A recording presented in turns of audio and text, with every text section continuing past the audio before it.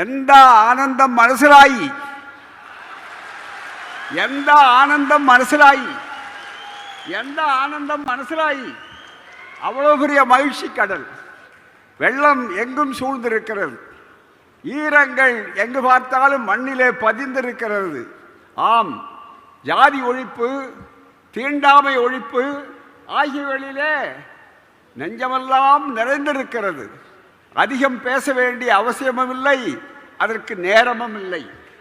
ஆனால் அதே நேரத்தில் நம்முடைய அமைச்சர் பெருமக்கள், நம்முடைய பொதுப்பணித்துறை அமைச்சராக இருந்தாலும், தமிழ்துறை செய்தித்துறை அமைச்சராக இருந்தாலும், அதே போல அரசு அதிகாரிகளாக இருந்தாலும், எல்லோருடைய ஒத்துழைப்பு, இரண்டு அரசுகளுடைய ஒத்துழைப்பு அவ்வளவும் மலர்ந்து மிக சிறப்பான வரலாற்றில் ஒரு 100 ஆண்டு அல்ல 100 ஆண்டுகள் பேசக்கூடிய வரலாறாக இந்த வைக்கம் போராட்ட வரலாறு, வெற்றி வரலாறு அமைந்திருக்கக்கூடிய இந்த நிகழ்ச்சியிலே நாங்கள் வந்திருப்பது, திராவிடர் கழகம், தந்தை பெரியார் அவர்கள் இதே இடத்திலே தான் 100 ஆண்டுகளுக்கு முன்னாலே நம்மை போன்றவர்கள் பிறக்காத காலத்திலே ஜாதியை ஒழிக்க வேண்டும் என்பதற்காக அவர்கள் நடத்திய கேரளத்து தோழர்கள், பெருமைக்குரிய டி.கே. மாதவன் அவர்களுடைய முன்னெடுப்பால்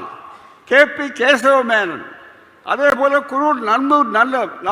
குரூர் நீலகண்ட நம்பூதிரி அவர்கள், அதுபோலவே இன்னும் ஏனைய ஜார்ஜ் ஜோசப் அவர்கள், இவர்களெல்லாம் இணைந்து நடத்திய அந்த போராட்டத்தை அன்றைய அரசு அடக்கியது, ஒடுக்கியது, சிறைச்சாலைக்கு அனுப்பியது. ஆனால் இதே 100 ஆண்டு காலம் நியாயங்கள் இருந்தால் அவைகள் தோற்பதில்லை.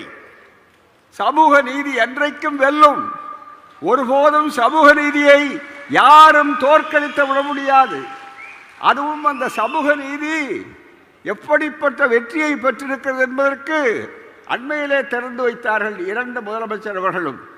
நூலகம் எழுச்சியோடு எழில் வாய்ந்த முறையிலே அமைக்கப்பட்ட மிகப்பெரிய அளவு. இதிலே அரசியல் மாறுபாடோ வேறுபாட்டுக்கோ இடமில்லாமல் எல்லோரும் ஒன்றுபட்டு ஜாதியையும் தீண்டாமையையும் நெருங்காமை, உலகத்தில் எந்த நாட்டிலும் கேள்விப்படாத ஒரு காற்று மிராண்டித்தனமான ஒரு தத்துவம், ஒரு மதத்தின் பேரால், சனாதனத்தின் பேரால், மிகப்பெரிய வைதிகத்தின் பேரால் நெருங்காமை, பாராமை.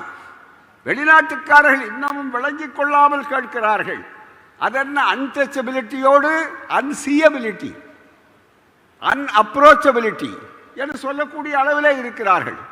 அப்படிப்பட்ட அவைகளையெல்லாம் எதிர்த்து ஒரு பெரிய போராட்டம் நடத்தி அந்த வெற்றி 100 ஆண்டுகளுக்கு முன்னாலே தந்தை பெரியார் என்ற மாபெரும் தலைவர், எங்கே அது சிறைச்சாலையோடு முடிந்து விடுமோ நடத்திய நேரத்தில் ஒரு கடிதம், ஒரு சாதாரண கடிதம், சிறைச்சாலையிலே இருந்து அனுப்பப்பட்ட அந்த கடிதம் ஒரு பெரிய மாறுதலை உண்டாக்கிற்று. பெரியார் ஈரோட்டிலே இருந்து விரைந்தார்.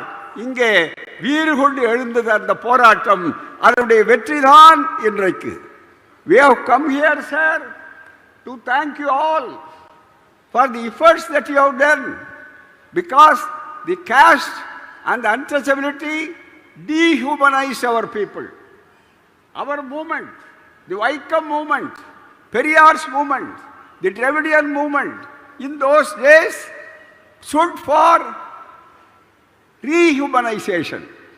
Rehumanization. From dehumanization to rehumanization, that is the victory of this great movement. That is the symbol. ஒரு பெரிய கட்டுமானம், ஒரு பெரிய சின்னம் மிகப்பெரிய அளவிற்கு அங்கே உருவாக்கப்பட்டிருக்கிறது. ஆகவே we have no words to thank you all.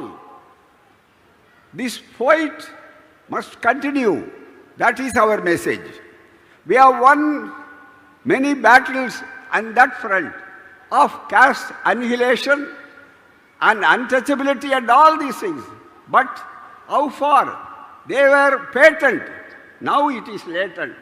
In whatever form it comes, we are here to fight. Let us take the message from today. Let us appeal to all the youths of the country.